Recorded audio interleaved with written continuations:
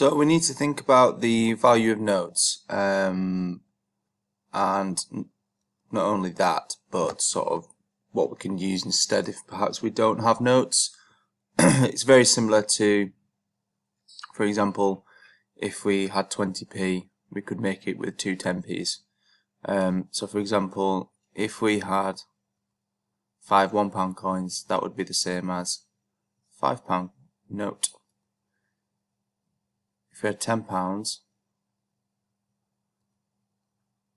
it would be 10 £1. Or it could also be two £5. Or we could have 5 £2 coins. Okay, so it's just how we recognise that £5 is the same as 5 £1.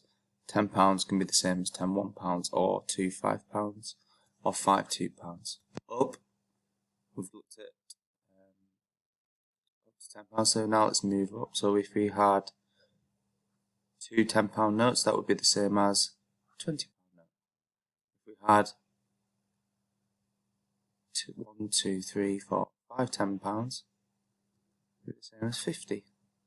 Or if we swapped these, we could make a £20 there and have 3 10s and one £20 note. There are lots of different ways that we can do it. If we were looking at the least to greatest value, we'd know that 5 is the lowest, and the next would be 10, then 20, and finally 50. And then if we were looking at greater than or less than,